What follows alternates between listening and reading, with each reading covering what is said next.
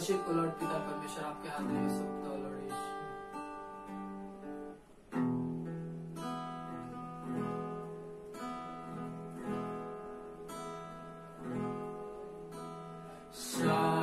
Sharone का गुलाब है तू मेरा मसीहा, शारून का गुलाब है तू मेरा मसीहा, तू मुझे जल देता जिसे मैं तृप्त हो जाता, तू मुझे जल देता जिसे मैं तृप्त हो जाता, तू है मेरा प्रिय और मैं तुझसे प्रेम करूंगा, तू है मेरा प्रिय और मैं तुझसे प्रेम करूंगा, तू मेरा सब कुछ है और मैं तेरे लिए जीऊंगा, तू मेरा सब कुछ है और मैं तेरे लिए जीऊंगा, शारून का गुलाब है तू मेरा मसीहा।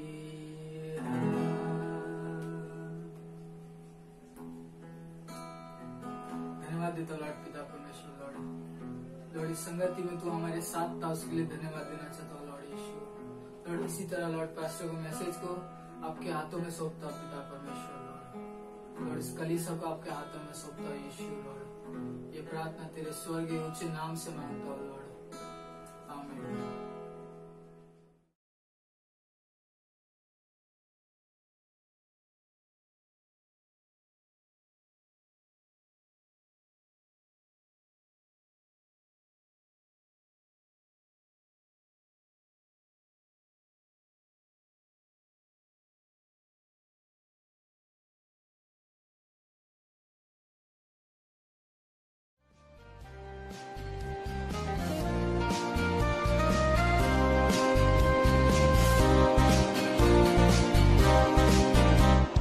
राजाओं का राजा है वो, प्रभुओं का प्रभु है, राजाओं का राजा है वो, प्रभुओं का प्रभु है, प्रभु यीशु मसीह, प्रभु यीशु मसीह, प्रभु यीशु मसीह, प्रभु यीशु मसीह, राजाओं का राजा है वो, प्रभुओं का प्रभु है, राजाओं का राजा है वो, प्रभुओं का प्रभु है।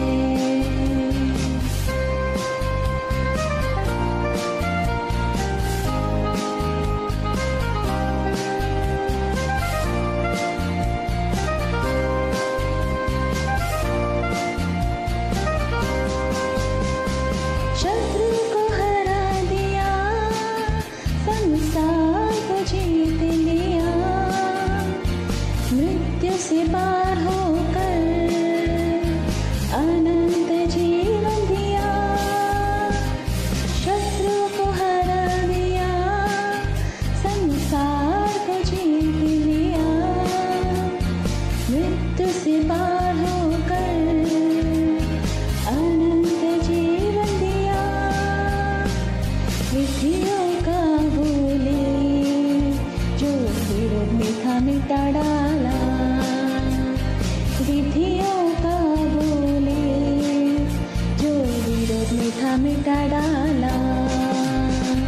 राजाओं का राजा है वो, प्रभु का प्रभु है। राजाओं का राजा है वो, प्रभु का प्रभु है।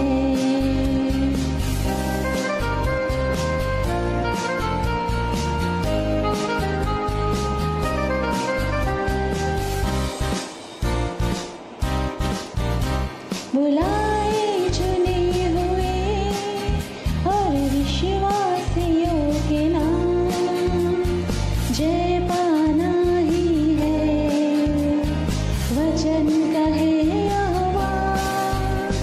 बुलाए चुने हुए और विश्वासियों के नाम, जय पाना ही है वचन कहे।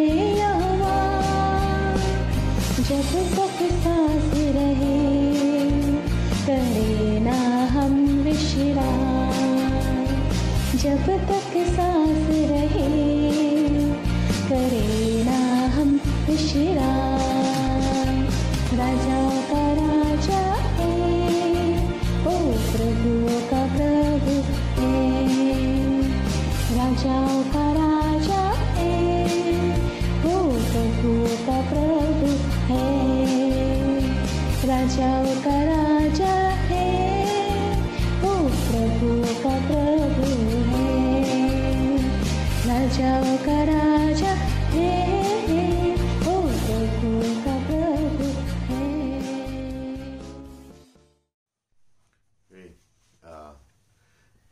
गुड इवनिंग ग्रेटर ग्रेस कलीसिया और सांता क्रूज में।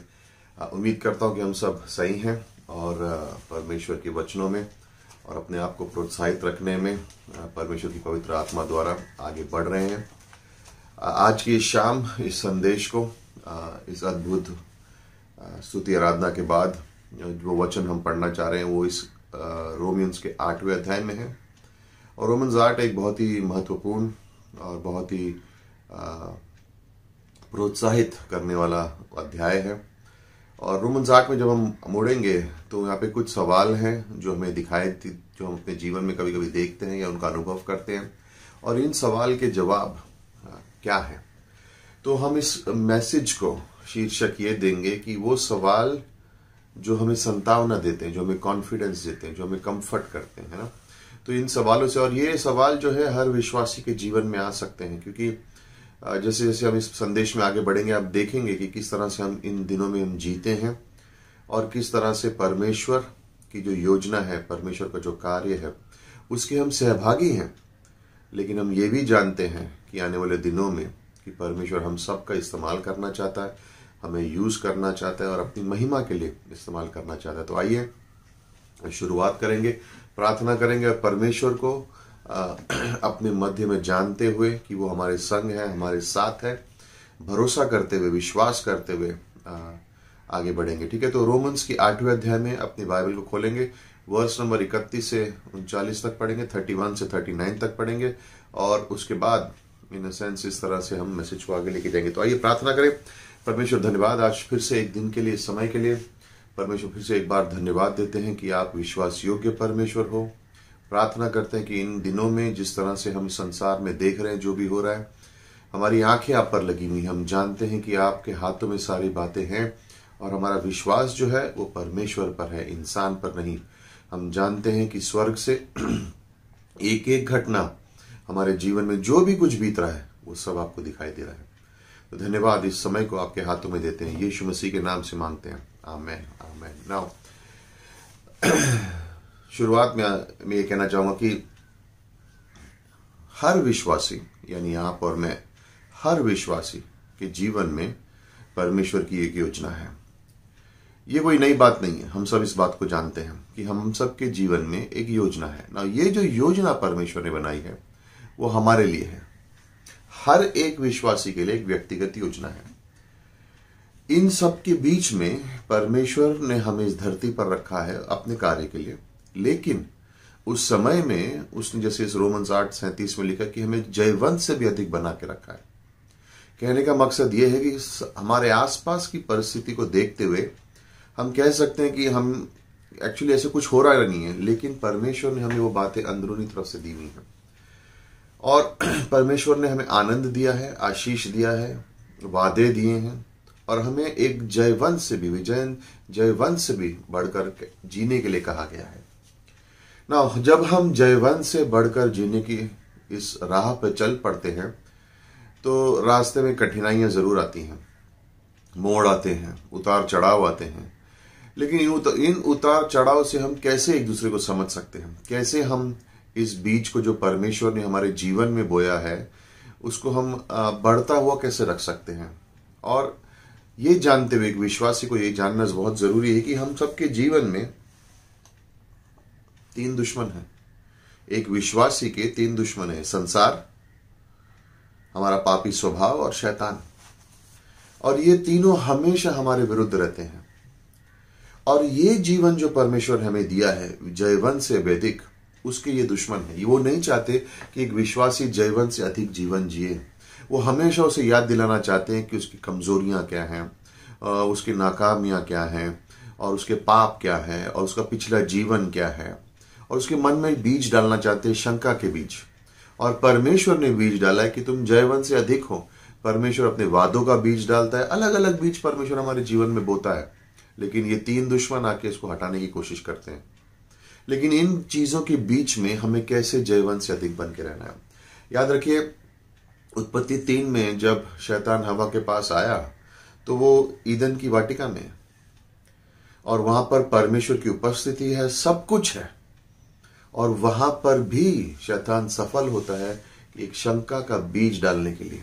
और एक शंका के बीज डालने से आप देख सकते हैं कि संसार में आज क्या हुआ, पाप आया और पाप फैल गया है।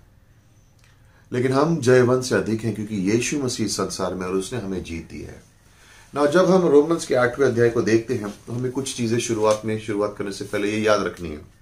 पहले कि यहाँ पे 2 मेन मुद्दे हैं। 31 से 34 में पौलुस सिखाने की कोशिश कर रहा है कि तुम पर कोई दोष की आज्ञा नहीं है, और 35 से लेके 39 तक सिखाने की कोशिश कर रहा है कि कोई भी चीज तुम्हें परमेश्वर से अलग नहीं कर सकती। तो ये 2 मुद्दों के बारे में मेनली बात हो रही है ना। जब भी रोमन्स का 8वां अध्याय पढ़ो, ये जानो कि ये अंत की पंक्तियां हैं। 8वें अध्याय की अंत की पंक्तियां नहीं है। ये 1 से लेकर 8वें अध्याय तक जो भी बातें रोमन की किताब में चल रही हैं, हमारी धार्मिकता के बारे में, पाप के बारे में, हर चीज के बारे में, उसका ये अंत है। यहां पर आकर परमेश्वर हमें बातें बता रहा है कि 1 पहले अध्याय से लेकर 8वें अध्याय तक जो भी मैंने कहा है, जो भी इस संसार में हो रहा है, या जो भी हमारी पिछला जीवन रह चुका है या कुछ भी हो चुका है, उन सब को याद करते हुए कॉन्फिडेंटली, आत्मविश्वास से जियो, क्योंकि परमेश्वर ने कार्य पूरा किया है। इस फिनिश्ड वर्क का कार्य है। ये जो पैसेजेस हम पढ़ेंगे, जो पंक्तियां हम पढ़ेंगे, ये परमेश्वर पर ध्यान देने के लिए है। ये परमेश्वर की ओर केंद्रित पंक्तियां हैं, हमारी ओर केंद्रित पंक्तियां नहीं है। और यहां पर हमें याद दिलाया जा रहा है कि पाप और पाप के परिणाम जो हैं, यानी दोष लगाना, उंगली उठाना, ये आरोप लगाना, जुदाई लाना, ये सब खत्म हो चुके हैं। संपूर्ण कार्य में यीशु मसीह ने सारी बातें हमारे लिए कर दी हैं। तो इसलिए अब हमें डरने की जरूरत नहीं और डर के जीने की जरूरत नहीं है। ओके, सो ये कुछ शुरुआत की बातें जिनसे याद रखना, और आगे जाके देखेंगे कि कैसे ये 3 दुश्मन हमारे ये बीज बोने की कोशिश करते हैं, लेकिन एक्चुअली इन जो बीज हमारे जीवन में बोने की कोशिश करते हैं ताकि हम जयवंत से अधिक जी ना सकें, इन चीजों का परमेश्वर के सामने वो कोई जवाब नहीं दे सकते।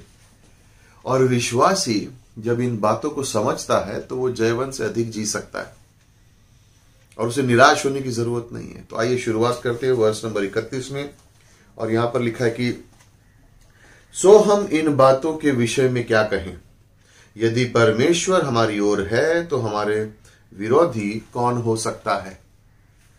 अगर परमेश्वर ना, ये वचन यहां पे अच्छा है कि अगर नहीं है, शंका की बात नहीं है, यदि परमेश्वर हमारे साथ है। क्योंकि परमेश्वर हमारे साथ है। यूनानी में इस तरह से लिखा है, क्योंकि, यदि परमेश्वर हमारे साथ है, ऐसा क्योंकि परमेश्वर हमारे साथ है और वो है, तो हमारा विरोधी कौन हो सकता है। तो यूनानी में इस पंक्ति को थोड़ी अलग तरीके से लिखा गया और उससे हमें समझना है कि ये सच्चाई है, ये एक शंका की बात नहीं है, क्या परमेश्वर मेरे संग है या नहीं है। नहीं, परमेश्वर तुम्हारे संग है और क्योंकि वो तुम्हारे संग है, तुम्हारा कोई भी विरोधी नहीं हो सकता है ना। पॉल जब इस पंक्तियों को लिख रहा है तो उसकी एक याद है, पौलुस कहता रहा कि मुझे रोम जाना है, रोम में जाके प्रचार करना है। और अब वो रोम में है और रोम में आकर उसके मन में भावना है कि स्पेन में जाके सुसमाचार बांटना है, इस देश में जाके कलीसिया की स्थापना करनी है, परमेश्वर को परमेश्वर के बारे में लोगों को बताना है। लेकिन अकेला ये कैसे कर सकता है, कैसे कर पाएगा ये। और यहां पर ये पंक्तियों से याद दिला रही हैं कि इस बातों में मैं क्या कह सकता हूं, क्योंकि परमेश्वर मेरी ओर है तो मेरे विरुद्ध कौन हो सकता है। लेकिन यहां पर बीज क्या बोया जा रहा है, डर का बीज। कौन है तेरे साथ, अकेला क्या कर लेगा तू ना। ये बातें हमारे संग भी हो सकती हैं। संसार, हमारा पापी स्वभाव और शैतान आके ये बीज हमें भी डाल सकता है, डर डाल सकता है और कह सकता है अकेला क्या कर लेगा, तेरे जीवन से क्या फायदा, तेरे परिवार से क्या फायदा, तुम लोग एक ही तो हो, तुम एक से क्या कर लोगे। वो भूल जाता है कि बूंद बूंद से ही सागर बनता है। और कई बार क्या होता है कि विश्वासी धोखे में जी जाते हैं, इस शंका के अंदर गिर जाते हैं और निराश हो जाते हैं। क्यों? क्योंकि हम अकेले हैं और ये भूल जाते हैं कि परमेश्वर हमारे संग है। और पौल यहाँ पे याद दिला रहा है, यदि परमेश्वर हमारे साथ है और क्योंकि वो है, तो हमारे विरुद्ध कौन हो सकता है। संसार अपने दोष ला सकता है, पापी स्वभाव अपने दोष ला सकता है, शैतान अपने दोष ला सकता है, डर बोने की कोशिश कर सकता है, लेकिन क्योंकि परमेश्वर हमारे साथ है, तुम्हारे विरुद्ध कौन हो सकता है। और मैं सोच रहा था इसके बारे में कि हमारे जीवन में परमेश्वर ने संतुष्टि दी है, शांति दी है, आनंद दिया है, ये सारी बातें दी हैं। और संसार इन बातों को पसंद नहीं करता, क्यों कहता है कि तुम्हारे पास कुछ है नहीं, लेकिन तुम्हारे चेहरे पे मुस्कुराहट है। क्योंकि हम जान गए कि हमारा रक्षा करने वाला कौन है, हमारी सुरक्षा करने वाला परमेश्वर है, कोई इंसान नहीं।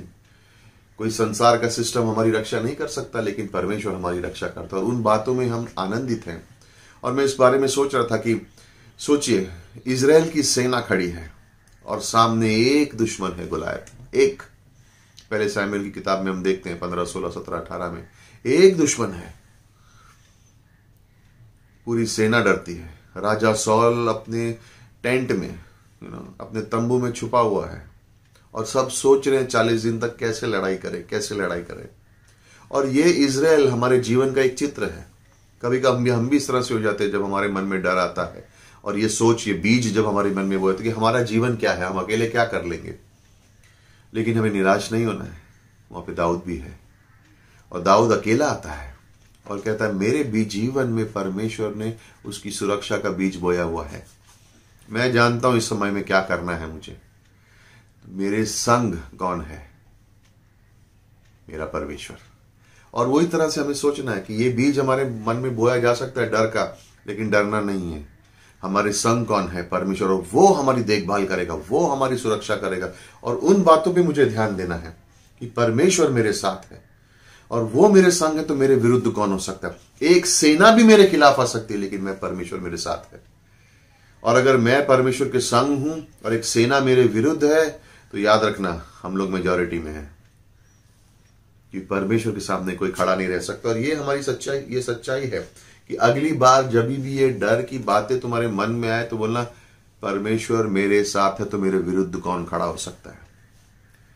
एक कहानी याद आ रही है इस समय में। फ्रेडरिक नोलन नाम एक आदमी था जो उत्तरी अफ्रीका में सेवकाई करता था और एक दिन खतरे में गिरा और दुश्मन उसके पीछे लग गए उसकी जान के लिए। और ये भागता रहा, नोलन भागता रहा और पहाड़ों पे, खाइयों में चलता, और एक जगह पे आके थक गया और नहीं, बस ताकत ही नहीं बची थी उसके अंदर। और उसने कहा बस खत्म, अब मैं आगे नहीं जा पाऊंगा। और एक गुफा के पास आकर गिर गया, वहां लेटा रहा और उसने सोचा चलो गुफा में जाके छुप जाता हूं, और अगर मेरे दुश्मनों ने मुझे ढूंढ लिया तो ये शायद मेरे जीवन के अंतिम क्षण है। तो गुफा में जाके बैठ गया, लेट गया वहां पर, और कुछ मिनटों तक सोच रहा है कि अब मेरे दुश्मन भी जो मेरा पीछा कर रहे हैं आ जाएंगे, मुझे ले जाएंगे और मेरा जीवन खत्म। और जैसे वो लेटा हुआ था तो उसने एक मकड़ी को देखा जो एक जाल बना रही है, और गुफा की जो एंट्री है जहां पे से गुफा के अंदर आते हैं वहां पे वो जाल बनाने लग गई। और कुछ ही समय में इस मकड़ी ने जाल को तैयार कर दिया। थोड़ी देर में उसके दुश्मन वहां से गुजरे और वो गुफा में जाने ही वाले थे तो उन्होंने देखा अरे मकड़ी ने जाल बनाया हुआ है। अगर नोलन इस गुफा में गया होगा तो जाल को तोड़ा होगा। अब जाल टूटा हुआ नहीं है, यानी नोलन अंदर नहीं है, तो अपने रास्ते हो लिए। और वहां पर फ्रेडरिक नोलन का जीवन बच गया। किससे? मकड़ी के एक जाल से। मकड़ी की एक जाल से बाहर आकर आनंदित हुआ और अपने जीवन के बाद में, अपने जीवन के जीते हुए अपने बाद में पता है क्या लिखा?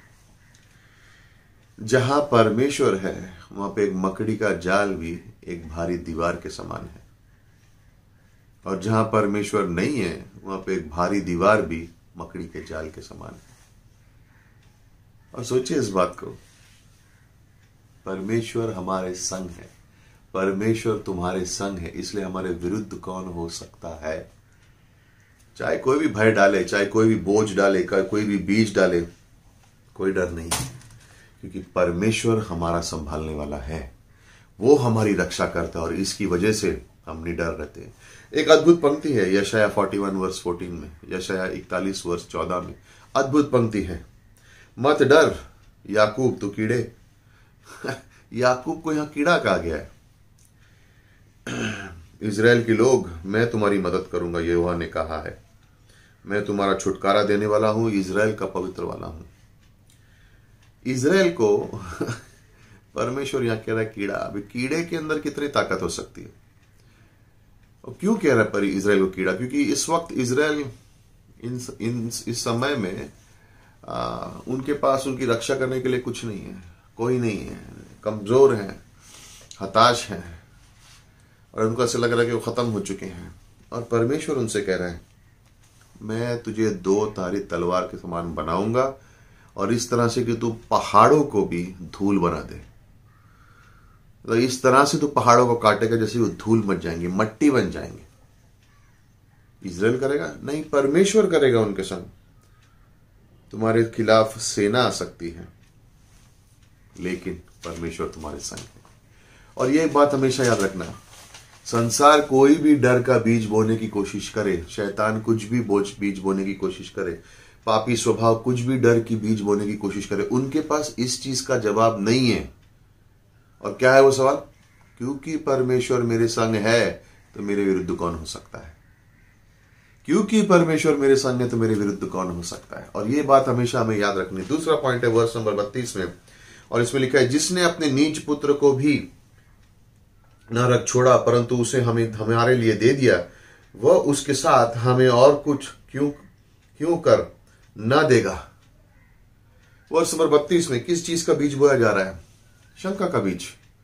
शंका का बीज। अरे परमेश्वर की सेवा करोगे, परमेश्वर के पीछे चलोगे, बहुत दाम चुकाना पड़ेगा, हार जाओगे, मूर्ख हो तुम। और यहां पर कह रहा है कि जिसने, रोमन्स 5:10 की बात है ये, कि जिसने तुम्हारे जीवन में बीज बोया है, जिसने तुम्हारे जीवन में महान कार्य किया, क्या वो छोटे कार्य नहीं करेगा? उदाहरण के तौर पे सोचिए इस बारे में कि यहां पर पॉल क्या सोच रहा है। पॉल सोच रहा है अब्राहम के जीवन के बारे में, उत्पत्ति 22 से, कि परमेश्वर ने अब्राहम को कहा, जा तेरे पुत्र को बलि चढ़ा। लेकिन जब वो बलि चढ़ाने गया तो परमेश्वर ने उसका हाथ रोक लिया और उसके बदले एक मेमने को दे दिया, वहां पर रोक दिया उसे। लेकिन जब यीशु मसीह की बारी आई तो परमेश्वर ने अपने हाथ को रोका नहीं, उसे जाने दिया आगे, उसे दुख झेलने दिया, उसे तकलीफ झेलने दी, उसे क्रूस पर दर्द झेलने दिया, मार झेलनी पड़ी, सारी बातों को झेलना पड़ा यीशु मसीह को। और वहां पर परमेश्वर ने बीच में रुकावट नहीं लाई, रोका नहीं, उसको जाने दिया। अगर परमेश्वर ने अपना पुत्र हमें दे दिया है तो क्या सारी बातें हमें नहीं देगा? और यहां पर हमारी सोच है कि परमेश्वर मेरी जरूरतों को पूरा करने वाला है, मैं नहीं कर सकता हूं। और भाई और बहनों याद रखना, ये जो जरूरतों की बात है ना, ये सिर्फ धन की बात नहीं है, ये मन की बात है, ये आत्मिक जीवन की बात है। वो बाहर की सारी जरूरतों को भी कर सकता है, हमारी परिवार की जरूरतों को भी कर सकता है, लेकिन सबसे ज्यादा महत्वपूर्ण है मेरी आत्मिक जरूरतों को भी पूरा कर सकता है। और यहां पे पौलुस उदाहरण दे रहा है कि सोचो, कि अगर तुम कोई सुनार के पास गए और तुमने वहां पे कुछ गहना खरीदा या सोना खरीदा, और उसके बाद क्या वो सुनार तुमको वो सोना बेचने के बाद कहेगा नहीं डब्बा नहीं दूंगा? महंगी चीज खरीद लेकिन सस्ती चीज छोड़ देगा, कहेगा नहीं ये डब्बे में डाल के लेके जाओ। और यहां पर पौलुस यही हमारे समझाने की कोशिश कर रहा है कि तुम शंका क्यों करते हो कि अगर परमेश्वर ने तुम्हें यीशु मसीह दे दिया जो सबसे बहुमूल्य है, तो तुम्हारे के रोजमर्रा के जीवन को नहीं संभाल सकता है? तुम्हारे घर के राशन को नहीं देख सकता है? देख सकता है। तुम्हारे मन में क्या है? क्या तुम्हारे मन में शंका है या विश्वास है? जयवंत से अधिक हमें जीना है। और यहाँ पे यही हमें कहा गया मत्ती 6:33 में और फिलिप्पी के 4:19 में कि परमेश्वर हमारी सारी जरूरतों को पूरा करेगा और करता है, और हमें इस पे निराश होने की जरूरत नहीं है, शंका करने की जरूरत नहीं है। और कई बार हम लोग सोचते ना हम इतने मूल्यवान थे कि यीशु मसीह ने अपनी जान दी। नहीं, हम पापी हैं, और अगर हमारे जीवन में आज मूल्य है तो वो इसलिए है क्योंकि यीशु मसीह ने हमारी जान दी। हम मूल्यवान है इसलिए यीशु मसीह ने जान नहीं दी, क्योंकि यीशु मसीह ने अपनी जान दी, इसलिए आज हमारे जीवन पर एक मूल्य है, हमारे जीवन की एक कीमत है। और इस कीमत को संसार, हमारी पापी स्वभाव और शैतान को पसंद नहीं है, इसलिए हमारे मन में शंका डालेंगे कि नहीं नहीं यीशु मसीह के पीछे चलने से क्या फायदा, अरे कर्ज उठाने पड़ेंगे, अरे तेरे को कठिन जीवन जीना पड़ेगा, अरे तेरे को लोगों की निंदा सहनी पड़ेगी, उसका फायदा क्या? और अंत में तो परमेश्वर तेरे संग रहने वाला नहीं है, क्योंकि तू नाकाम हो जाएगा। और हमें इस बातों में नहीं जीना है, क्योंकि इसका जवाब इस पंक्ति में दिया, वर्ष नंबर 32 में दिया कि जिसने हमें यीशु मसीह दिया, क्या वो हमें बाकी सारी बातें भी मुफ्त में नहीं देगा, आजाद में नहीं करके देगा? ये बुलावट है हमारे जीवन में। छोड़ो सब कुछ, इन अ सेंस कि हाँ हम इस जीवन में जी रहे हैं, लेकिन हमारे जीवन को हमें परमेश्वर को समर्पित करना है। और शैतान कोशिश करेगा कि नहीं समर्पित जीवन मत जियो, इसका कोई वैल्यू नहीं है, अपने लिए जियो। और हम कह रहे हैं नहीं, हम यीशु के लिए जिएंगे, क्योंकि यीशु के जीवन के लिए जब हम जिएंगे तब हमारे जीवन के मूल्य जो है तब हमें पता चलता है, क्योंकि यीशु हमारी सारी जरूरतों को पूरा करता है। और सिर्फ आर्थिक नहीं, हमारे मन की जरूरत, हमारे मन में शांति। क्या हम पैसे से प्रेम को खरीद सकते हैं? सच्चे प्रेम को खरीद सकते हैं? क्या हम यीशु मसीह के प्रेम को खरीद सकते हैं पैसे से? क्या उसके अनुग्रह को, उसकी माफी को, उसकी करुणा को, उसके संभालने वाले कार्य को, उसके वादों को, क्या हम पैसे से खरीद सकते हैं? लेकिन जब कठिनाइयां आती हैं तो ये चीजें हमें संतुष्टि देती है, ना कि हमारा धन। और आज देख रहे हो आप संसार में कि इंसान के पास कितना भी बड़ा धन हो सकता है, लेकिन अपने घर से नहीं निकल सकता है, अपने घर से भी नहीं निकल सकता है। लेकिन क्योंकि हमारे पास यीशु मसीह, हम घर के अंदर, लेकिन हम आनंद उठा रहे हैं, क्योंकि घर में बैठे बैठे हम यीशु का आनंद उठा सकते हैं, जूम पर आकर प्रचार करके बात कर सकते हैं। क्यों? हमारे अंदर आत्मिक हम आत्मिक लोग हैं। हमारी आत्मिक जरूरतें हमारी आर्थिक जरूरतों से ज्यादा इंपॉर्टेंट है, और ये हमारे लिए जानना बहुत जरूरी है। परमेश्वर चाहता है कि हम इस तरह से जिए, और शैतान चाहता है कि हम इस तरह से जिए कि नहीं नहीं नहीं, ये मूल्य बहुत महंगा है, और जहां पर मुझे कठिनाई आएगी मैं कहीं और चला जाऊंगा, और यहां तकलीफ आएगी तो मैं वहां चला जाऊंगा, मैं भागता रहूंगा। परमेश्वर से कहां तक भागोगे? ज्यादा दूर नहीं भाग सकते। परमेश्वर हमारी सारी जरूरतों को पूरा कर सकता है। तो इसलिए शंका में नहीं जीना, कभी भी शंका में नहीं जीना कि मेरा क्या होगा। परमेश्वर तुम्हारी जरूरतों को पूरा करने वाला है। शंका में मत जीना, लेकिन अपना जीवन उसको समर्पित करना सीखो, उसके अपने जीवन को उसके लिए जीना सीखो। और परमेश्वर से कहो, मैं तो परमेश्वर, आपने अगर अपना पुत्र मेरे लिए दे दिया है तो क्या बाकी चीजें नहीं दोगे? सबसे महंगी चीज तो मिल गई है हमें, उद्धार, बगैर दाम चुकाए। यीशु मसीह ने दाम चुकाए, तो क्या बाकी चीजें हमारे जीवन में नहीं देगा? अवश्य देगा। तो अपने आप को प्रोत्साहित रखो इस तरह से कि डर का बीज नहीं देखना है, इस शंका का बीज के बारे में नहीं सोचना है। तीसरा है वर्ष नंबर 33 में कि परमेश्वर के चुने हुए पर दोष कौन लगाएगा? परमेश्वर है जो हमें धर्मी ठहराने वाला है। और यहां पर जो बीज लगाया गया है वो दोष लगाने का है कि ये हमारा पापी स्वभाव, ये संसार, शैतान, ये बहुत निपुण है दोष लगाने में। अरे देखो देखो देखो इसको, अरे देखो इसका जीवन कैसा है। अगर हम एक चित्र को सोचना चाहें तो आप इस तरह से सोच सकते हो कि स्वर्ग में शैतान एक दोषी है, दोष लगा रहा है, कहते ये विश्वासी, इसको देखो परमेश्वर, ये देखो उसने कितनी गंदी सोच सोची, ये देखो उसके मुंह पे कैसे शब्द आए, ये देखो कि कैसे उसने गलत काम किए। और बातें सच भी हो सकती है कि हम उस तरह से जी सकते हैं, लेकिन परमेश्वर वहां पे कह रहा है तू कौन होता है दोष लगाने वाला? मेरे पुत्र ने इसके लिए इनके लिए जान दी है, इनके अंदर कोई भी दोष की आज्ञा नहीं, इसलिए कहते हैं परमेश्वर ने इन्हें क्या किया है, धर्मी ठहराया। यीशु मसीह की धार्मिकता आपके और मेरे जीवन में है, तो क्या दोष लगाएगा? हम यीशु मसीह की तरह धार्मिक हैं। जितना यीशु मसीह धार्मिक है उतना ही हम भी धार्मिक है परमेश्वर की नजरों में। और अगर हम उस तरह से धार्मिक है जिस तरह से यीशु मसीह धार्मिक है, तो शैतान कितना भी दोष लगा ले, कुछ नहीं होगा। और ये दोष का बीज कई लोगों को बहुत व्यक्तिगत रूप से ले लेते हैं और कहते हैं कि नहीं, मैं इस तरह से ही हूं, मेरे पुराने जीवन में मैं था, अभी भी मैं वैसा ही हूं। अरे कहां से ये सोच आ रही है? ये संसार की सोच है, ये तुम्हारे पापी स्वभाव की सोच है, ये शैतान की सोच है। ये बीज बोए जा रहे हैं ताकि तू जो उनका फल जब निकलेगा तो आप यीशु के पीछे ना चल सकोगे। और परमेश्वर यहां पे कह रहा है कि मैं तुझे धर्मी ठहराता हूं। पॉल क्यों कह रहा है यहां पर ये बात? क्योंकि जब पॉल रोम में था तो उस वक्त अगर किसी व्यक्ति को गुनाह में पकड़ा जाता और तो उसको कोर्ट ले जाते थे और कोर्ट के अंदर उसकी सजाएं सुना जाती थी, और जब उसको जेल में डाला जाता था तो उसके जेल के बाहर उसने जो किया है उसको लिखा जाता था और उस जेल के दरवाजे पे ठोक दिया जाता था। तो उसमें लिखा था कि इसने ये गुनाह किया और इस गुनाह की सजा ये है, और जब तक ये गुनाह की सजा नहीं देगा तब तक ये बाहर नहीं निकलेगा। ओके, तो सजा 2 साल हो सकती थी, 5 साल हो सकती थी, मृत्यु हो सकती थी, कि जब तक वो सजा पूरी नहीं होगी बाहर नहीं आ सकता है। और जब वो बाहर आता था तो उसके ऊपर छापा लगा दिया जाता था कि सजा पूरी हुई, अब ये आजाद है। अब उस व्यक्ति को वो लेके घूमना पड़ता था कि अगर कोई उस पर दोष लगाए तो उसको बता सके मैं छूट चुका हूं, दाम चुका दिया है। वो सोचकर पौलुस यहां पे कह रहे हैं ना, सोचिए हमारे बारे में, हमारे पे भी हम पापी और दोष की आज्ञा है, लेकिन यीशु मसीह ने उसको निकालकर क्रूस पे ठोक दिया है। कोलोसियंस का 2 अध्याय वर्ष 13 और 14 में हम देखते हैं कि हमारे गुनाह, हमारे पाप यीशु मसीह ने निकाल के उस क्रूस पर ठोक दिया और खत्म कर दिया और पूरा कर दिया है, संपूर्ण कर दिया। और अब हमारे अंदर कोई दोष की आज्ञा नहीं है, हम पर कोई दोष नहीं लगा सकता। तो जब ये बीज हमारे जीवन में बोया जाता है दोष का, तो यानी मालूम है, अगर और इस पर हम विश्वास करते हैं, यानी हमको पता है हम क्या कह रहे हैं कि मेरी जेब में वो कागज है जिसपे छापा मार दिया गया कि पूरा हुआ, पूरा हुआ, वो छापा मारा गया है।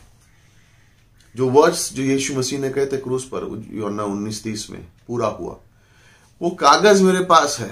जेल की कोठरी का दरवाजा खुला है लेकिन मैं अंदर ही बैठा हूं, कहता नहीं मैं दोषी हूं, मैं दोषी हूं और मैं कुछ नहीं कर पाता हूं। और शैतान इन चीजों में निपुण है, संसार इन चीजों में निपुण है, दोष लगाने पे। इन दोष लगाने वाली बातों के ऊपर भरोसा नहीं करना है, उस बीज पर नहीं भरोसा करना है, लेकिन जो धार्मिकता यीशु मसीह ने मेरे अंदर डाली है उस पर मुझे भरोसा करना है, और उसकी वजह से मैं जीऊंगा, उसकी वजह से मैं आगे बढ़ूंगा। बात खत्म हुई। अगर शैतान, संसार, कोई भी अविश्वासी हो, कोई भी अगर आपके आके दोष लगाए, ये पंक्ति पढ़ाओ, वर्ष नंबर 33 पढ़ाओ। परमेश्वर है जिसने मुझे धर्मी ठहराया है, परमेश्वर है जिसने मुझे धर्मी ठहराया, मेरे अंदर कोई दोष की आज्ञा नहीं है।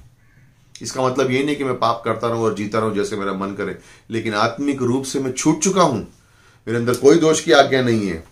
क्रूस के ऊपर यीशु मसीह ने सारी बातों को खत्म कर दिया है, अब मेरे अंदर कोई दोष की आज्ञा नहीं है, कोई दोष की आज्ञा नहीं है। इस दोष के बीज को अपने जीवन में जगह भी मत देना। कितनी आसानी से हम दोष जो लोग लगाते हैं, संसार लगाता है, शैतान लगाता है, उस पर कितनी आसानी से हम उसको विश्वास कर लेते हैं, और कितनी कठिनाई से जो वादे हैं, जो सच्चाई है परमेश्वर की, उसको हम भूल जाते हैं। वो मौके को आने मत दो, और अपनी विजय से भी, जयवंत से भी अधिक जीवन को जियो, जयवंत से भी अधिक जीवन को जियो। चौथा पॉइंट, वर्ष नंबर 34। फिर कौन है जो वो हमें दंड की आज्ञा देगा?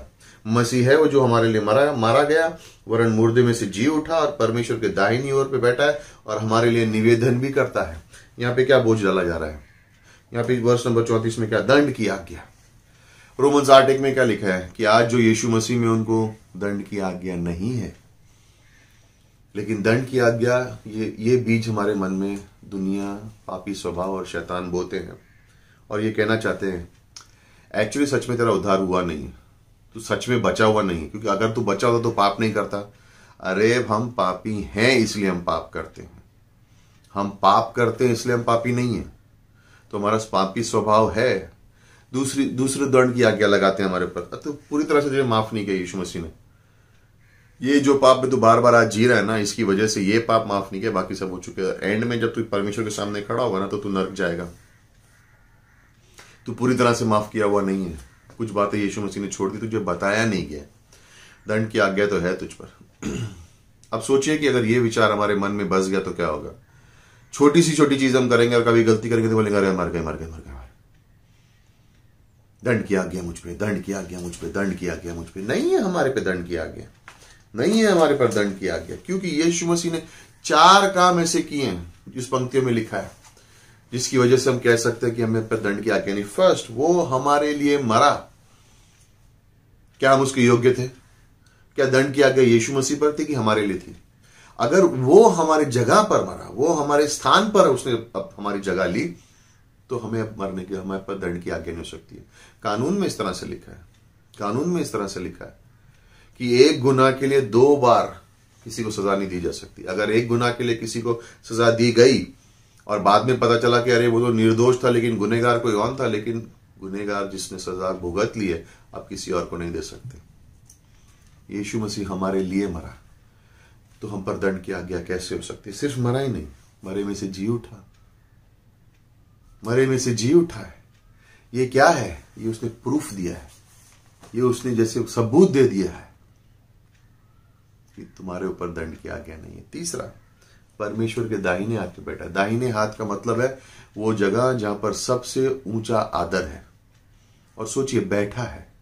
पुराने नियम में हम किसी नबी को किसी भी याजक को बैठते हुए देखते नहीं है, वो हमेशा बलि चढ़ाते रहते हैं। मिलाप के तंबू में कोई कुर्सी नहीं है, लेकिन यहां पर यीशु मसीह बैठा है। संपूर्ण कार्य पूरा हो गया। चौथा, वो हमारे लिए निरंतर प्रार्थना कर रहा है। इस समय में मैं प्रचार कर रहा हूं, आप उस प्रचार को सुन रहे हो, लेकिन स्वर्ग में यीशु मसीह हम सबके लिए प्रार्थना कर रहा है, निवेदन कर रहा है। यही नहीं, रोमन्स 8 में लिखा भी है 26-27 में कि पवित्र आत्मा भी हमारे लिए निवेदन करती है। सोचिए कि कितने महत्वपूर्ण बातें हमारे लिए हो रही हैं इस समय में। परमेश्वर हमारे लिए निवेदन कर रहा है, प्रार्थना कर रहा है। अपने विवेक को, लोगों की बातों पे विश्वास मत करना कि तुम्हारे पे दंड की आज्ञा है। अय्यूब की पत्नी ने उससे कहा, परमेश्वर को कोस और खत्म हो जा। उसके दोस्तों ने कहा तेरे अंदर कुछ गड़बड़ है, लेकिन अय्यूब कह रहा है मैं जानता हूं, मैं जानता हूं मेरा उद्धार करने वाला, उद्धार करने वाला उद्धारक उसके सामने भी मैं खड़ा हूंगा। और परमेश्वर ने उसके जीवन में सब कुछ दुगना कर दिया। दंड की आज्ञा नहीं है। यीशु मसीह ने अपनी प्राण हमारे लिए दिए, जी उठा है, स्वर्ग में है और हमारे लिए निवेदन कर रहा है। तो इस बीच को आने मत दो। वर्ष नंबर 35, कौन है जो मसीह के प्रेम से हमें अलग कर सकता है? और यहां पर क्या बीज बोया जा रहा है? परमेश्वर तुझे छोड़ देगा, हमेशा तेरे संग नहीं रहेगा। कौन हमें अलग कर सकता है? 7 अनुभव दिए हैं और 10 दुश्मनों के नाम दिए हैं। यहां पर पौलुस ने 7 ऐसे अनुभव दिए हैं: कलेश, संकट, उपद्रव, आकाल, नंगाई, जोखिम या तलवार। कौन सी ऐसी चीजें जो तुम्हें अलग कर सकता है परमेश्वर के प्रेम से? ना, याद रखिए, ये 7 चीजें हमारे संग हो सकती हैं, नहीं हो सकती हैं। इजराइल के संग ये 7 चीजें हो चुकी हैं, लेकिन क्या परमेश्वर ने इजराइल को त्यागा है अभी तक? नहीं। क्या परमेश्वर ने इजराइल को छोड़ दिया अभी तक? नहीं। परमेश्वर आज भी इजराइल के संग कार्य कर रहा है और आगे वाले दिनों में भी कार्य करेगा। रोमियो की किताब 9-11 में देखोगे तो उसमें पता चलता है कि परमेश्वर किस तरह से इजराइल के संग काम करने वाला है। तो ये बातें सच हैं। और आज परमेश्वर, अगर हम इन चीजों को हमारे जीवन में अगर हम अनुभव करते, कोई भी को अनुभव करते, तो क्या कर रहा है परमेश्वर? पहले पत्रस 1:7 में वो हमें शुद्ध कर रहा है, वो हमें शुद्ध कर रहा है। रोमियो के 8:29 में वो हमें यीशु मसीह के चित्र में ढाल रहा है।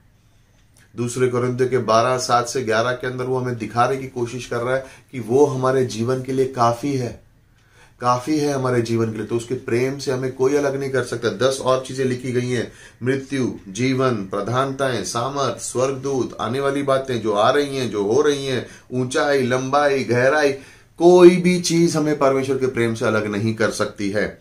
हम जयवंत से भी अधिक हैं, रोमन्स के 8:37 में। उसका प्रेम हमारे जीवन में है। और उन बीज जो हमारे जीवन में शैतान दुश्मन सब बोझ करने की, ये बीज जो है जो बोने की कोशिश करते हैं, इन पर भरोसा मत करो। तुम परमेश्वर के द्वारा चुने गए हो, तुम्हें परमेश्वर ने अपने लहू से शुद्ध कर दिया है। और अंत में कहानी कहना चाहूंगा, वर्ष 1921 में डेविड और सिविया फ्लड नाम के एक परिवार था, उनके 2 साल के बेटे के साथ, जो स्वीडन नामक जगह से बेल्जियन कॉन्गो में गए मिशनरी बनकर। और वहां जाते ही उनको एक और जोड़ा मिला एरिक्सन्स के नाम से, और उनके संग वो लोग एक अंदरूनी गांव में चले गए सुसमाचार बांटने के लिए। उस गांव के प्रधान ने जब जाना कि ये विश्वासी, तो उन्होंने कहा मेरे गांव में नहीं आ सकते, क्योंकि उसको डर लग रहा था कि उसकी देवी देवता नाराज ना हो जाए। तो डेविड, सिविया फ्लड और एरिक्सन्स ने आधा मील दूर 2 झोपड़े बनाए और उस 2 झोपड़ों में रहते थे। और एक ही व्यक्ति आ सकता था उनके पास, और वो था एक 8 साल का लड़का। और ये 8 साल का लड़का हफ्ते में 2 बार उनके लिए अंडे, रोटी और मुर्गी लेके आता था। और ये कठिन समय था। एरिक्सन्स कुछ ही महीनों के बाद उनको इतनी कठिनाई हुई, उन्होंने कहा हमसे नहीं होगा, हम चले जाएंगे। वो वापस चले गए, क्योंकि मलेरिया होने लगा और इन अलग अलग बीमारियों की वजह से वापस चले गए। वो लोग शहर में चले गए, गांव में रहना नहीं चाह रहे थे। कुछ महीनों के बाद सिविया फ्लड गर्भवती हुई, और इस छोटे बच्चे को वो परमेश्वर के बारे में बताने की कोशिश करती थी, और छोटे बच्चे ने यीशु मसीह को स्वीकारा। और सिविया फ्लड गर्भवती हुई, मलेरिया था लेकिन गर्भवती हुई। और गांव के प्रधान ने कहा कि चलो ये बेचारी गर्भवती है, इसको गांव में आने दो। और उसको एक बेटी पैदा हुई, और उस बेटी का नाम उन्होंने अनिया रखा। 27 साल की थी सिविया फ्लड, लेकिन क्योंकि मलेरिया की वजह से, कमजोरी होने की वजह से 17 दिन बाद सिविया फ्लड की मृत्यु हो गई। और डेविड, उसके पति, ने निराश हो गया। उसने कहा परमेश्वर, तू मेरे लिए नहीं है, तूने सब कुछ मेरे जीवन से छीन लिया। डेविड ने उस छोटी बेटी को लिया और उसने जाके वापस शहर में गया और एरिक्सन्स के पास छोड़ दिया और कहा कि नहीं, तुम लोग इसको संभालो, परमेश्वर मेरे लिए नहीं है, परमेश्वर मेरी ओर नहीं है, परमेश्वर मेरे विरुद्ध है। जितनी भी चीजों से मैं प्रेम करता था वो सब कुछ उसने ले ली है। और वो छोड़कर चला गया वापस। एरिक्सन्स वहां पे जीते रहे, लेकिन थोड़े दिनों के बाद उनको फिर से मलेरिया हुआ, और कुछ ही दिनों के अंतर में दोनों एरिक्सन्स, पति पत्नी दोनों की मृत्यु हो गई, और ये छोटी बच्ची जिंदा रह गई। कुछ अमेरिकी मिशनरीज ने इस बेटी को लिया और अपने उसको पाल पोस कर बड़ा किया, और उसको याद दिलाया, और उसको बड़ी हुई तो उसको बताया कि वो कहाँ पे थी, कैसे पैदा हुई। ये लड़की बड़ी हुई, बाइबल सीखी, और उसने एक आदमी डुई हर्स्ट के नाम से उससे शादी की। डुई हर्स्ट कुछ समय में क्रिश्चियन कॉलेज का प्रिंसिपल बना, और प्रिंसिपल बनने के बाद एक दिन पति पत्नी दोनों स्वीडन गए। और स्वीडन के अंदर जब वो लोग थे तो उनके हाथ में एक मैगजीन आई जिसमें स्वीडिश में लिखा था। और जैसे ही अनिया, उसको नाम एगी कर दिया था, जैसे ही लड़की अपने उस मैगजीन में देख रही थी, उसको समझ रहा नहीं था कि कौन सी भाषा में है। वहां पे उसने एक चित्र देखा जिस पर एक सफेद रंग का क्रूस था, और उस पर लिखा था सिविया फ्लड, उसकी माँ का नाम था। तो दौड़कर वो एक आदमी के पास गई, उसने कहा इसमें लिखा क्या है? कहती इसमें लिखा है कि जिस एक लड़के की कहानी है इसमें, कि इस लेडी सिविया फ्लड ने उसको उद्धार में लाया, और ये लड़के ने पूरे गांव के संग सुसमाचार बांटा, और पूरे गांव में 600 लोग हैं और सब उद्धार में आए। वही लड़के ने वहां पे एक स्कूल भी शुरू किया है। खुश होके उसकी वो जान न सकी, इतनी उत्तेजित हुई कि वो जान गई कि परमेश्वर ने ऐसा काम किया है। और वो एक दिन जब स्वीडन गई तो वहां पे अपने पिता को खोजने लगी, और एक दिन उसका पिता मिला उसे, और उसका पिता शराबी बन चुका था, निराश हो गया था, क्रोधित था परमेश्वर से। उसने फिर से शादी कर ली थी, और उसके बच्चों ने कहा कि उसके पास मत जाओ, परमेश्वर का नाम भी लोगे तो वो चिल्लाएगा, नाराज होगा। कहती कोई बात नहीं, मुझे उससे मिलना है। जब वो उससे मिलने गई तो 78 ईयर्स का हो चुका था वो, और उसने कहा, जब उसको पता चला कि उसकी बेटी, उसने कहा मेरी इच्छा नहीं थी तुझे छोड़ने की, लेकिन मैं इतना निराश हो गया था, मैं तुझे छोड़ के आ गया। मैं मेरे जीवन के अंदर मैंने उसके बाद से एक दिन भी खुशी का नहीं जिया है। उसने कहा कोई बात नहीं पिताजी, मैं समझती हूँ क्या हुआ, लेकिन ये चित्र देखो, आपका जीवन व्यर्थ नहीं था, आपका जीवन व्यर्थ नहीं था। देखो इस कहानी को, इस चित्र को देखो, 600 लोग विश्वास में आए। कहानी वहां खत्म नहीं होती है। एगी और उसका पति लंदन गए। लंदन में कॉन्फ्रेंस चल रही थी, वहां पर एक प्रचारक था जो जायर नामक अफ्रीका के एक देश से आया था, और वहां पे वो कहानी बता रहा था। और ये वही लड़का था जिसकी तस्वीर थी कि जिसके गांव में 600 लोग उद्धार में आए थे। तो एगी उसके पास गई और उसने कहा कि मैं सिविया फ्लड की बेटी हूं। उसने कहा तुम जानते हो तुम्हारी माँ जो है वो हमारे देश में सबसे ज्यादा प्रसिद्ध इंसान है। 600 लोग उद्धार में नहीं आए थे, 1,10,000 लोग विश्वासी बन चुके थे जिन्होंने बपतिस्मा लिया था। वो देश पूरा बदल गया था क्योंकि सिविया फ्लड ने एक जीवन के अंदर परमेश्वर यीशु मसीह का बीज बो दिया। और उसने कहा क्या तुम हमारे संग वापिस देश में आओगे और हम तुम्हारी माँ को जहां पे दफनाया है वहां पे ले जाना चाहते हैं। और इस व्यक्ति ने डेविड और एगी ने जाके अपने पिता से कहा और उसके वापिस ले गई। और जब वो लोग एयरपोर्ट पे उतरे, एयरपोर्ट से लेकर उसकी माँ की कब्र तक सड़क के दोनों पास लोग खड़े रह के तालियां बजा रहे थे क्योंकि तुम्हारी माँ ने जो बीज बोया उसका फल देखो। जब उस कब्र के पास पहुंचे लोग रो रहे थे तो इस पैस्टर ने कहा, और ये पंक्तियां उसने कही, जॉन यूहन्ना 12:24, एक बीज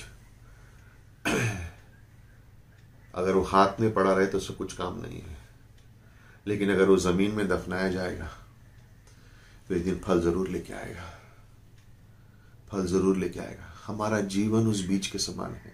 अपने हाथों में मत रखो अपने जीवन को, आत्मसमर्पण कर दो यीशु मसीह को, दे दो अपना जीवन यीशु मसीह को और उसके लिए जियो। और तुम नहीं जानते कि तुम्हारे जीवन से एक बीज जो तुम्हारे जीवन में उससे कितने फल आएंगे। एक वृक्ष में, एक आम के पेड़ में हम जानते हैं कि एक एप्पल होता है, एक एप्पल के अंदर बहुत से बीज होते हैं। हम उस एक सेब को लेकर देख सकते हैं उसके अंदर कितने बीज हैं, लेकिन उस एक बीज से कितने सारे सेब निकलेंगे, कितने सारे पेड़ में से सेब निकलेंगे, उसकी हमारे पास गिनती नहीं है। और उसी तरह से आपका और मेरा जीवन है। हम जयवंत से भी अधिक हैं। भजन संहिता 126:5 में लिखा कि आंसुओं में बीज बो और एक दिन फसल देखो कैसी होगी। और वही हमें भी करना है, यही हमारे जीवन का मकसद है। बलिदान नहीं चाहिए परमेश्वर को आत्मसमर्पण चाहिए। अपने जीवन को परमेश्वर को समर्पित कर दो और देखो उस बीज में से क्या होगा। इस शक के बीज को अपने जीवन में जीने मत दो, इस डर के बीज को अपने जीवन में जगह मत दो, इस शंका के बीज को अपने जीवन में जगह मत दो, इस दोष के बीज को अपने जीवन में जगह मत दो, इस दंड के बीज को अपने जीवन में जगह मत दो। इस बीज को, जो अलग करने वाला बीज के बारे में सोचते हैं, उसको अपने जीवन में जगह मत दो। अपने जीवन को समर्पित करो, यीशु मसीह को दो। हमारे संग परमेश्वर है, हमारे पर कोई दंड की आज्ञा नहीं है। वो हमारे संग है और हमेशा हमारे संग रहेगा। और ये सवाल, जो भी अभी ये सवाल हमारे जीवन में आए, वचनों के ऊपर दिखाओ उनको। ये हमारी जीत है, ये वचन हमारी जीत है और इसमें हम जीते हैं और इसमें हम बढ़ते हैं। समर्पित करो। इन दिनों में प्रार्थना करता हूं कि इस महामारी से हम बच जाएं। इस महामारी से, इस संसार में परमेश्वर कुछ करना, ताकि इस जीवन को हम देख सके कि यहां पर सिर्फ परमेश्वर का कार्य होगा। आइए प्रार्थना करें। परमेश्वर धन्यवाद इस दिन के लिए, समय के लिए और इस बात को जो आपने हमारे जीवन में दिया कि हमारे जीवन में ये शक आ सकते हैं, ये बीज आ सकते हैं, लेकिन हम जानते हैं परमेश्वर इन सब चीजों से ज्यादा हम विजय से भी अधिक हैं, हम जयवंत से भी अधिक है, क्योंकि आपका वचन हमारे अंदर है, क्योंकि आपके वादे हमारे अंदर है, क्योंकि आपकी सच्चाई हमारे अंदर है। और जब भी ये शंका हमारे जीवन में आए, जब भी निराशा हमारे जीवन में आए, परमेश्वर हमें आत्मिक सामर्थ्य देना, वचनों को याद दिलाना, और ताकि इसका अंगीकार कर सकें। और हम प्रार्थना करते हैं कि हमारा जीवन उस बीज के समान हो जिससे बहुत से फल निकले, बहुत से फल निकले। ये सारा समय आपके हाथों में देते, हमारे जीवन को, आने वाले सभा को, आने वाले समय को। प्रार्थना करते हैं इस महामारी से हमें बचाइए और इस संसार में ये दवा के द्वारा, वैक्सीन के द्वारा या आपके अद्भुत कामों के द्वारा छुटकारा दीजिए, ताकि हम अपने जीवन में जाकर आपके लिए समर्पित जीवन जीकर कई सारे लोगों को उद्धार में ला सके। ये समय आपके हाथों में देते हैं। अगर आपने यीशु मसीह को कभी स्वीकारा नहीं है, आप जानना चाहते हैं कि स्वर्ग जाएंगे या नरक जाएंगे, याद रखिए हमारे कर्मों पर निर्भर नहीं है। यीशु मसीह धरती पर आया, उसने हमारे लिए अपनी जान दी और हमें पापों से छुटकारा दिया। अगर आप स्वर्ग जाना चाहते हैं, सिर्फ एक निर्णय लेना है, अपने मन में ये प्रार्थना करनी, यीशु मसीह मैं पापी हूं, मुझे माफ करो, मैं इस जीवन में मुझे स्वर्ग जाना है। मैं आप पर भरोसा करता हूं कि इस धरती पर आए, मेरे पापों के लिए अपनी जान दी, मैं आपको अपने उद्धारकर्ता के रूप में स्वीकार करता हूँ। मेरे पापों को माफ करो और जब मेरा समय धरती पर पूरा हो तो मुझे स्वर्ग में लेना। यीशु मसीह के नाम से आमीन। अगर आपने ये प्रार्थना पहली बार की है, जान जाइए कि आप परमेश्वर की संतान हैं और हमेशा स्वर्ग जाएंगे। और बाकी सब भाई और बहनों को आप प्रभु यीशु मसीह के नाम से उम्मीद करता हूँ उत्तेजित हैं और आगे बढ़ते रहिए और परमेश्वर की सेवा बंद मत करें। आमीन।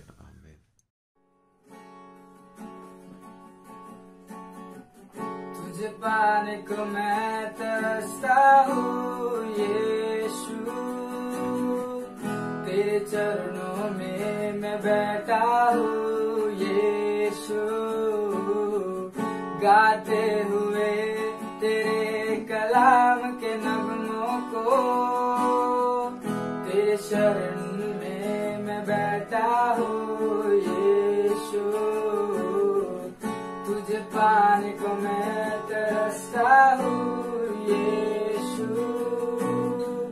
तेरे शरणों में मैं बैठा हूँ यीशु,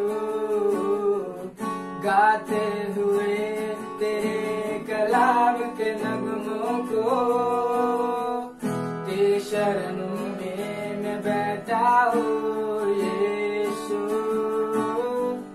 ले चल मुझे तू अपने पवित्र स्थान में, ले चल मुझे तू अपने पवित्र स्थान में, ले चल मुझे तू अपने पवित्र स्थान में, ले चल मुझे तू अपने पवित्र स्थान में। यीशु राजा,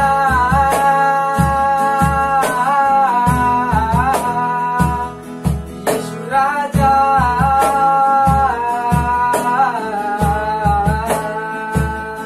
यीशु राजा,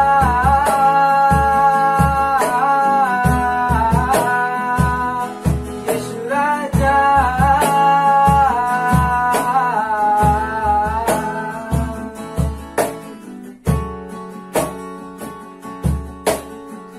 मेरे टूटे दिल को तू जोड़ दे यीशु, मेरे आंसुओं को तू पोंछ दे यीशु, मेरे टूटे दिल को तू जोड़ दे यीशु, मेरे आंसुओं को तू पोंछ दे यीशु, अब मैं बना रहा मेरे मैपन को मार, तुझ सा बना ले यीशु, हूँ मैं तैयार, अब मैं बना रहा मेरे मैपन को मार, तुझ सा बना ले यीशु, हूँ मैं तैयार। यीशु राजा,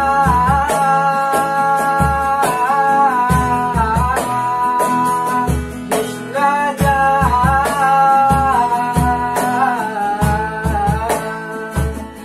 यीशु राजा,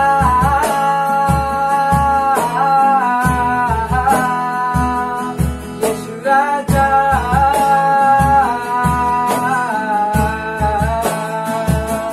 यीशु राजा,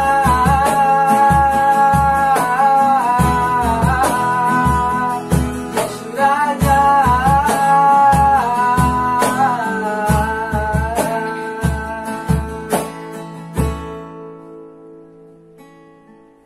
धन्यवाद लॉर्ड यीशु, धन्यवाद देना चाहता लॉर्ड पिता परमेश्वर, लॉर्ड तूने जो कार्य किया उसके लिए धन्यवाद लॉर्ड पिता परमेश्वर, लॉर्ड इस वायरस से तो हमें बचा के रखेगा उसके लिए धन्यवाद लॉर्ड पिता परमेश्वर, लॉर्ड सारे कलीसिया के लोगों को लॉर्ड इस वायरस से दूर रख लॉर्ड, ऐसी प्रार्थना करता हूँ लॉर्ड, ये प्रार्थना लॉर्ड तेरे ऊंचे नाम से मांगता हूं।